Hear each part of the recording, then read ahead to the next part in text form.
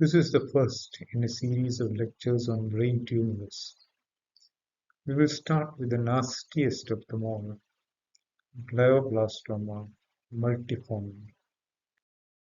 GBMs are highly malignant tumors arising from the glial cells.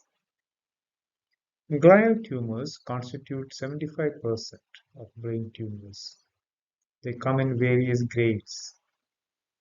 Grade 1, the least malignant, usually found in the pediatric age group, a classic example being pilocytic astrocytoma. Grade 2, usually found in adults, is the LGG or low-grade glioma. Grade 3 are the anaplastic astrocytomas, and grade 4 is the glioblastoma multiforme. Glioblastoma multiforme or GBM constitutes around 50% of gliomas. The sex ratio of male is to female is 2:1. 83% of victims are above the age of 50 years. There are three basic types. We have primary GBMs, which arise de novo and usually affect the older age groups. Secondary GBMs occur because of transformation of high-grade gliomas into grade 4, and pediatric GBMs constitute a separate entity altogether. What are the risk factors for glioblastoma multiforme? The only proven risk factor is an exposure to radiation. This can occur after radiation to the brain for other tumors, or radiation for skin ailments ranging from tinea to hemangiomas, and in nuclear bomb survivors. There is no conclusive evidence of a predisposition because of smoking, nutritional factors, occupational factors.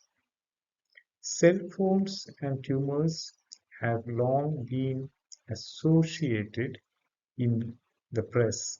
However, there is no evidence that cell phone use leads to glioblastoma. Electromagnetic field similarly, there is no compelling evidence. Head injuries and pesticide exposure have been suggested as predisposing factors, but possibly not proven. Genetic predilection does exist, and there are some familial genetic traits. Allergies and infections conversely protect against glioblastoma. How does a glioblastoma present? Clinically, it can present with a seizure. There might be cognitive degeneration, or there may be progressive deficits. These deficits might be a motor deficit like weakness, sensory deficit, an impairment of speech, or an impairment of vision. Radiologically, CT and MRI will demonstrate an ICSOL or an intracranial space-occupying lesion. Enhancement with contrast is usually but not invariably present. Contrast enhancement suggests breakdown of the blood-brain barrier. Peritumoral edema, again, suggests a breakdown of the blood-brain barrier. Mass effect and midline shift or even herniation occur with a combination of tumor size and massive peritumoral edema. MRI offers comprehensive information on glioblastoma multiforme. T1 and T2 images display the tumor outlines. T2 especially will show vessel outlines very well and is useful for planning surgery because you know where the major vessels are. Flare sequences show the area of edema around a tumor, and this has particular significance because it might show you the degree of microscopic infiltrations into the brain tissue. MRS will show a spectral analysis which assists in confirming a diagnosis of what kind of tumor this is.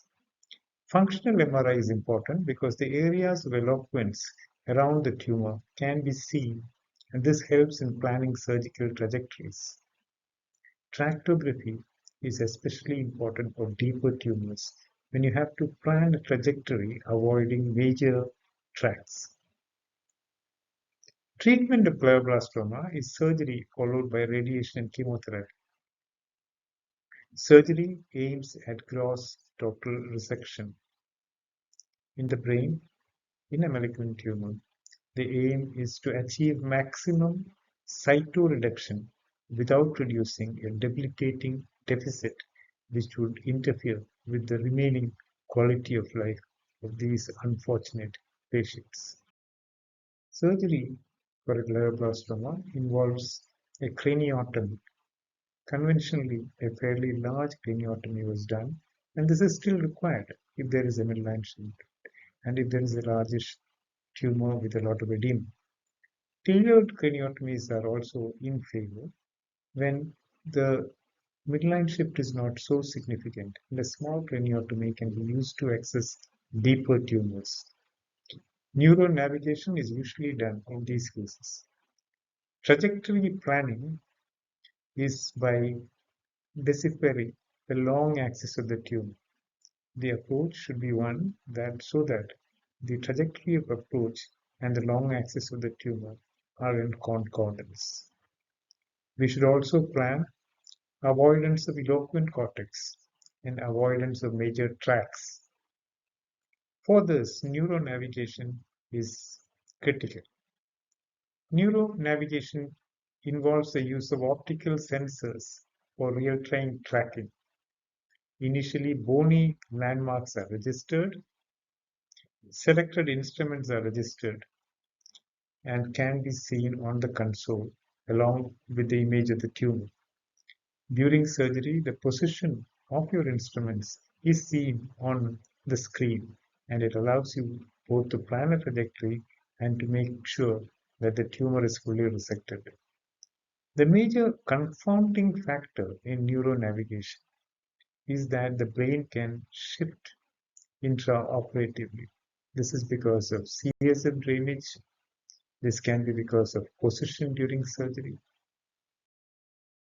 Awake craniotomy is another option which has got a very limited role in glioblastoma surgery. The head is fixed, a scalp block is given, sedation, usually with Dexmed, is provided during craniotomy when the patient is woken up, and motor and speech functions are monitored by an attendant. There is a limited role only for in glioblastoma surgery because the margins of the tumor are usually well defined and straying into surrounding tissue is avoided at any cost. Intraoperative ultrasound helps you to localize the tumor. However, once blood is present in the operative field, you might not be able to make out tumor margins.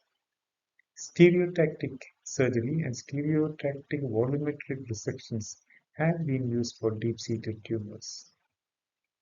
Intraoperative MRI has a definite role, but this involves having an MRI in the operation theatre suite, compatible instrumentation, which will allow MRI during the course of surgery, and the advantage is that you can complete check for the completeness of resection during the surgical procedure before closure. Radiation and chemotherapy extend the life of the glioblastoma patient after surgery significantly. Whole brain radiation involves radiation therapy for 6 weeks in 2 gray fractions to a total dose of 40 to 60 gray. Three-dimensional conformal radiotherapy is often used to protect vital structures. Here, multi-collimated beams spare structures like the brainstem and the optic nerves. Stereotactic surgery and gamma knife surgery have a limited role in GPM, more often used in single deep metastases. Please note that tumor hypoxia impairs the effectiveness of radiation because The damaged DNA is compounded by the presence of oxygen, and a hypoxic tumor is protected against the effect of radiation. Chemotherapy, the drug which is most commonly used is temozolomide. Here the MGMT, methylguanine methyltransferase methylation status is important because an active MGMT gene allows repair of DNA damaged by chemotherapy, and the tumor tends to escape the effect of chemo. 6 weeks of concomitant chemo-RT is usually given, where temozolomide is given in a dose of 75 mg per meter squared. This is followed by 6 28-day cycles, where 150 mg per square meter of temozolomide is given for 5 days in each cycle. Carnosine wafers have been used in the resection cavity to prevent recurrence, and angiogenesis inhibitors like bevacizumab have been used for recurrent tumors.